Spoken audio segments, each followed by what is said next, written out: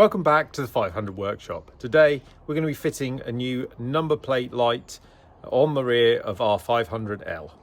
So the license plate lights come in two forms, metal and plastic. This one is a metal one. We need to put a new bulb in. So to do that we remove the rubber gasket.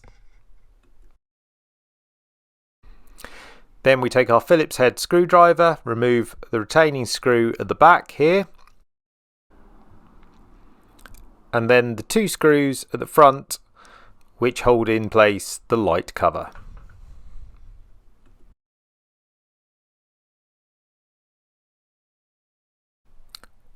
We can then remove our light cover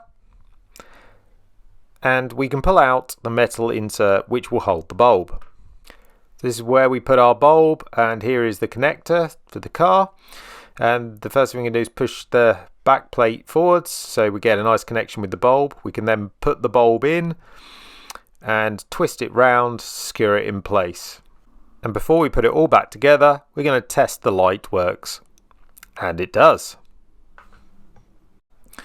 Before putting the plate back, we're going to remove the nuts on the end here of the plate, and then we're going to just make sure that these bolts are secure against the plate. Vibration from the engine can loosen these, so we need to make sure that they're nice and tight in place and are not going to move once we've put it all back together. Now they're nice and firm, we can put the plate back in. We can start by putting the back screw in and tightening that up.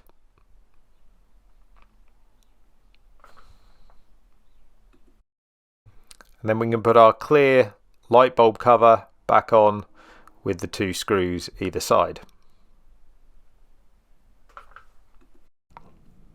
Once tight, we need to put our rubber gasket back on. This can be a little fiddly, but you need to be firm with it and give it a good pull and a good stretch around the plate.